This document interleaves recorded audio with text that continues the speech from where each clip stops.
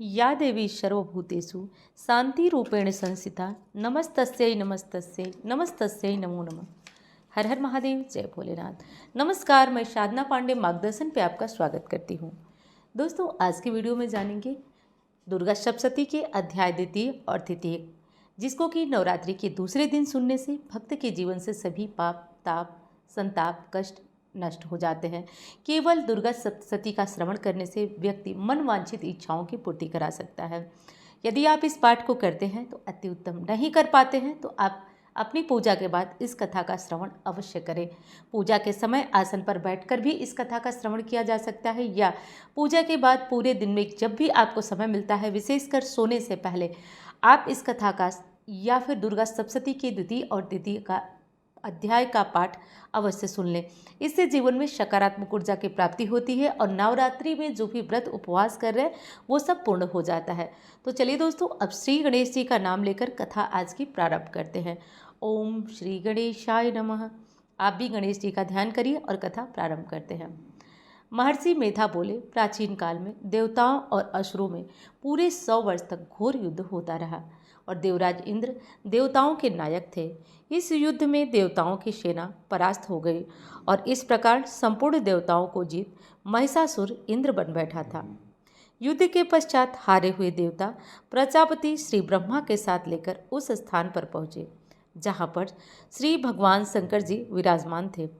देवताओं ने अपनी हार का सारा वृत्तांत भगवान श्री विष्णु और शंकर जी से कह सुना और कहने लगे, हे प्रभु, महिषासुर सूर्य, चंद्रमा, इंद्र, अग्नि, वायु, यम, वरुण तथा अन्य देवताओं के सब अधिकार छीनकर सबका अधिष्ठाता स्वयं बन बैठा है।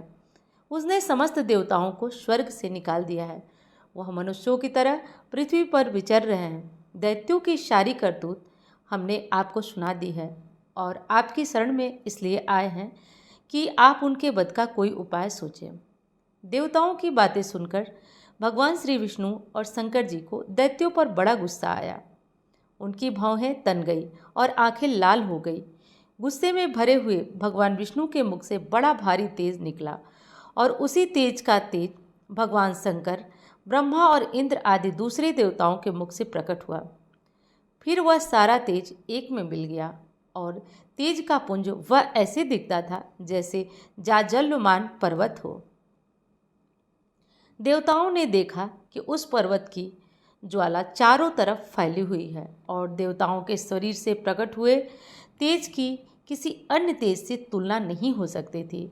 एक स्थान पर इकट्ठा होने पर वह तेज एक देवी के रूप में परिवर्तित हो गया और अपने प्रकाश से तीनों नेत्रों में व्याप्तमान जान पड़ा। भगवान शंकर उस तेज को देखकर गंभीर हो गए। उससे देवी का मुख प्रकट हुआ।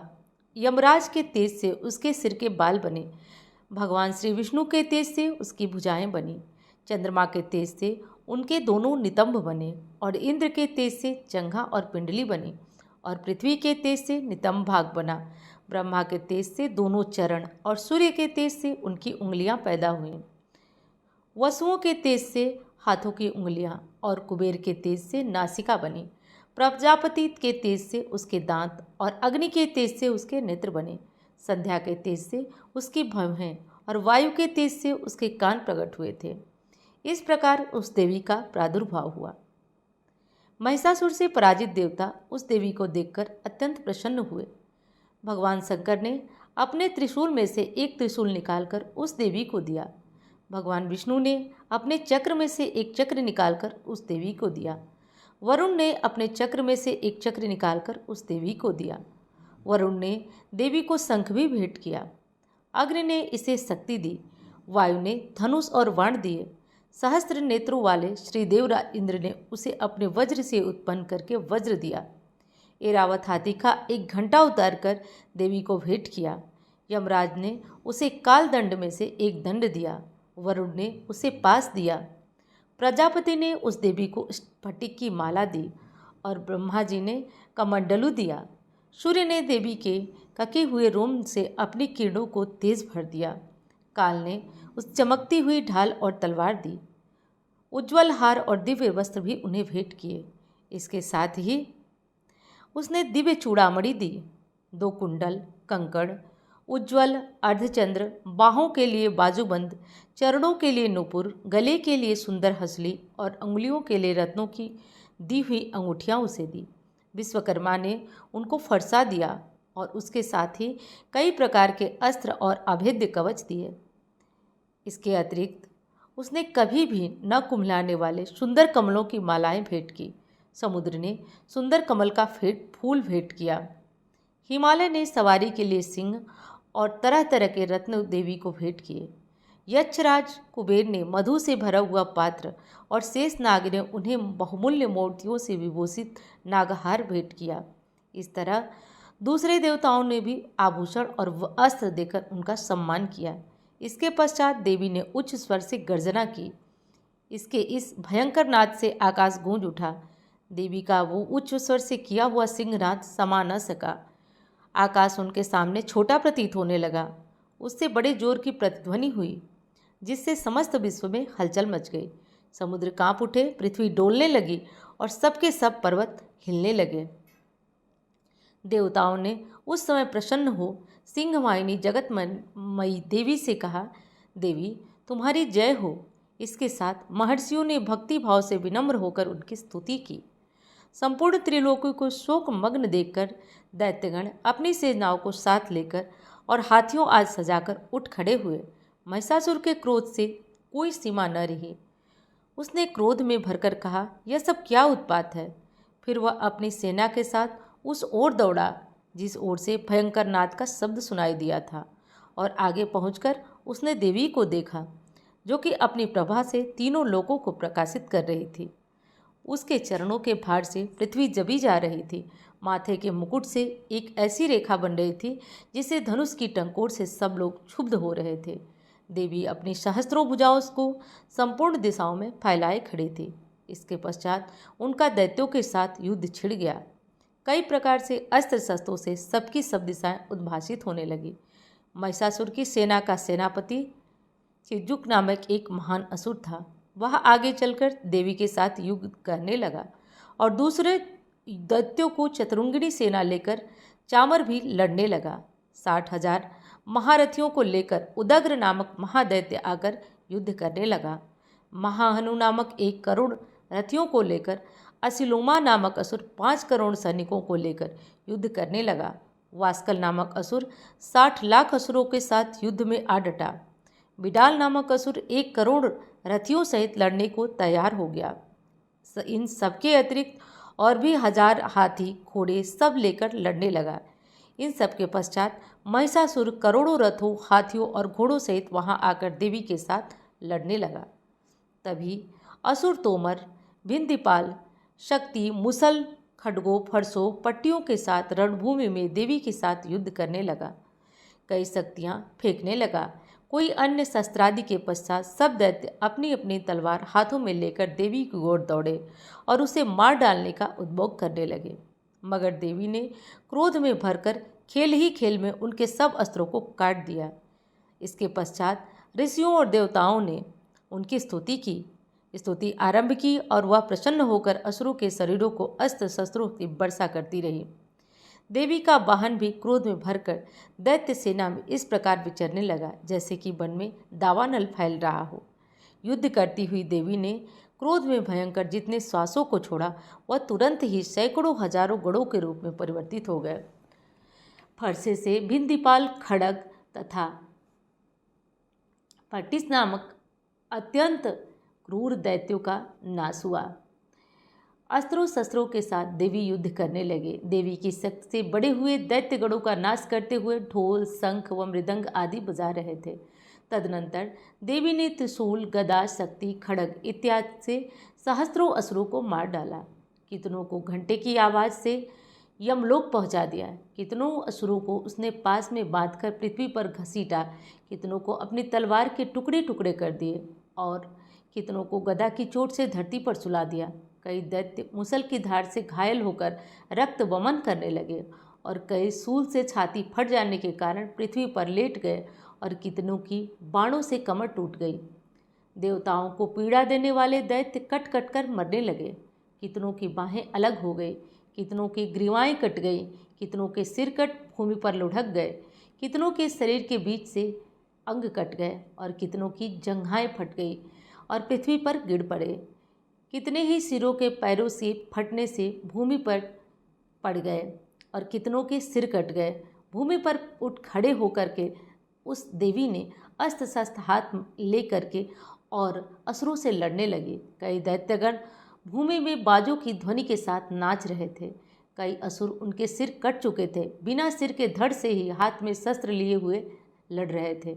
दैत्य रह रह कर ठहरो ठहरो कहते हुए देवी को युद्ध के लिए ललकार रहे थे। जहाँ पर यह घोर संग्राम हुआ था वहाँ की भूमि रथ, हाथी और असुरों की लाशों से भर गई थी और असुर सेना के बीच रक्तपात होने के कारण रुधिर की नदियाँ बह रही थी। इस तरह देवी ने असुरों की विशाल सेना को क्षण भर में इस तरह से काट डाला जैसे तृणकाष्ठ के बड़ी समूहों को अग्नि नष्ट कर डालती है। और देवी का सिंह भी गर्दन के बालों को हिलाता हुआ और बड़ा शब्द करता हुआ असुरों के शरीर को मानो उनके प्राणों को ढूंढ रहा हो।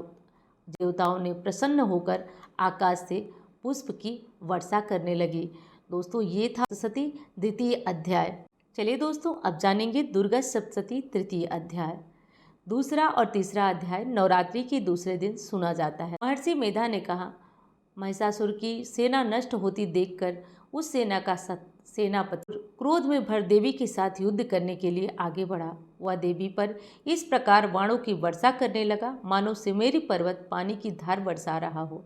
इस प्रकार देवी ने अपने बाणों से उसके बाणों को काट डाला तथा उसके घोड़ों को सारथी के साथ मार दिया। साथ ही उसके धनुष और उसकी अत्यंत ऊंची ध्वजा को भी काटकर नीचे गिरा दिया। उसका धनुष कट जाने के पश्चात उसके शरीर के अंगों को भी अपने बाणों से भेद दिया। धनुष, घोड़ों और सारथी के नष्ट हो जाने पर वह असुर ढाल और तलवार लेकर देवी की तरफ आया। उसने अपने तीक्ष्ण धार वाली तलवार से देवी के सिंह के मस्तक पर प्रहार किया और बड़े बेग से देवी की बाईं भुजा पर वार किया, किंतु देवी की बाईं भुजा को छूते हुए उस दैत्य की तलवार टूटकर दो टुकड़े हो गई। उसने दैत्य को क्रोध में भरकर शूल हाथ में ले लिया और उसे भद्रकाली देवी की ओर फेंका। देवी की ओर आता हुआ वह शूल आकाश से गिरते हुए सूर्य के समान प्रज्वलित हो उठा। उस शूल को अपनी ओर आते हुए देख देवी ने भी शूल छोड़ा और महाअसुर के शूल के 100 टुकड़े कर दिए और साथ ही महाअसुर के प्राण भी हर लिए। चिच्छुर के मरने पर देवताओं को दुख देने वाला चामर नामक दैत्य हाथी पर सवार होकर देवी से लड़ने के लिए आया और उसने आने के साथ ही शक्ति से प्रहार किया, किंतु देवी ने अपने हुंकार से ही उसे तोड़कर पृथ्वी पर डाल दिया। शक्ति को टूटा हुआ देखकर दैत्य ने क्रोध से लाल होकर शूल को चलाया, किंतु देवी ने उसे भी काट दिया। इतने में देवी का सिंह उछलकर हाथी के मस्तक पर सवार हो गया और दैत्यों के साथ बहुत ही तीव्र युद्ध करने लगा। फिर दोनों लड़ते हुए हाथी पर से पृथ्वी पर आ गिरे और दोनों क्रोध से लड़ने लगे। फिर सिंह बड़े जोर से आकाश की ओर उछला। जब पृथ्वी की ओर आया तो उसने पंजे से चामर का सिर धड़ से अलग कर दिया। क्रोध से भरी हुई देवी ने शिला और वृक्ष आदि की चोटों से उदग्र को भी मार दिया। कराल को दांतों और मुक्कों और थप्पड़ों से चूर्ण कर डाला। क्रुद्ध हुई देवी ने गदा के प्रहार से उदत्त दैत्य को मार गिराया। बिंदीपाल से वाष्पकल को बाणों से ताम्र तथा अंधक को मौत के घाट उतार दिया। तीनों नेत्रों वाली परमेश्वरी ने त्रिशूल से उग्रास्त्र उग्रवीर्य महाहनु नामक राक्षसों को मार गिराया। उसने अपनी तलवार से बिडाल नामक दैत्य का सिर काट डाला तथा अपने बाणों से दुर्धर और दुर्मुख राक्षसों को यमलोक पहुंचा दिया।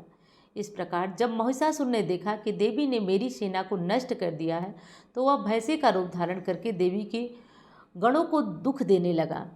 उन गणों में कितनों को उनने मुख के प्रहार से, कितनों को खुरे से, कितनों को पूंछ से, कितनों को सींगों से, कितनों को दौड़ाने के बेग से, अनेकों को सिंहनाद से, कितनों को चक्कर देकर, कितनों को श्वास वायु से और पृथ्वी पर गिरा दिया। वह दैत्य इस प्रकार गणों की सेना को गिरा दिया। देवी के सिंह को मारने के लिए दौड़ा। इस पर देवी को बड़ा गुस्सा आया। उधर दैत्य भी क्रोध में भरकर धरती को खुरों से खोदने लगा तथा सींगों से पर्वतों को उखाड़ उखाड़ पर धरती पर फेंकने लगा और मुख से शब्द कहने लगा। महिषासुर के बेग से चक्कर देने के कारण पृथ्वी क्षुब्ध होकर फटने लगी।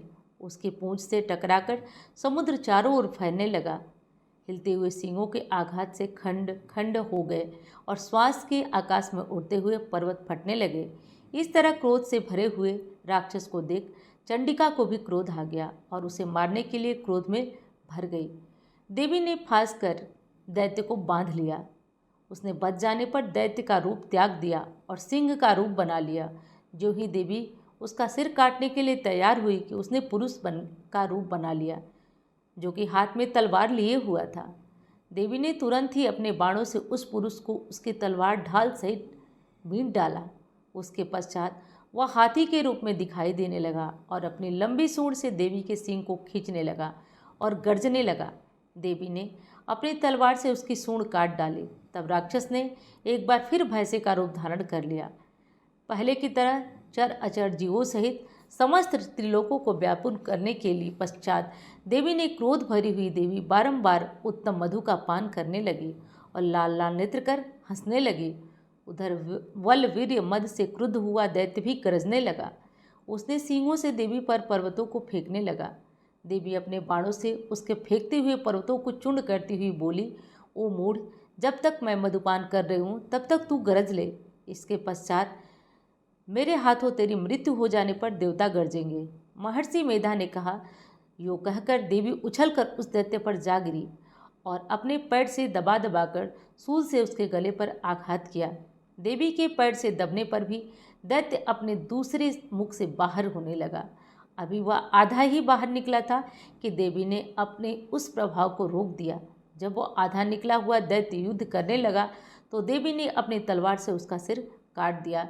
इसके पश्चात सारी सेना हाहाकार करती हुई वहाँ से भाग खड़ी हुई और सब देवता अत्यंत प्रसन्न हुए तथा ऋषियों महर्षियों से देवी की स्तुति करने लगे। गंधर्वराज गान करने लगे, अप्सराएं नृत्य करने लगे। अथ तृतीय अध्याय संपूर्णम। दोस्तों, तीसरा अध्याय भी संपूर्ण हो चुका, जिसमें देवी ने महिषासुर का वध किया। अगले दिन सुनेंगे हम चौथा अध्याय।